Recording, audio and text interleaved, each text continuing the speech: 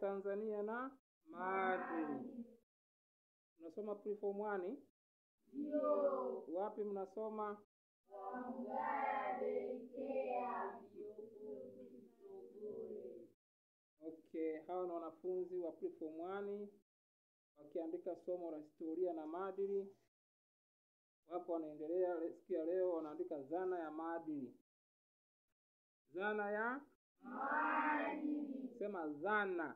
Dhana Ya maadili. Tarehe ngapi leo? Tarehe 10 mwezi wa 11 2025. Okay. Andikeni vizuri. Historia ya Tanzania na nini? Maadili. Historia ya Tanzania na maadili. Andikeni vizuri.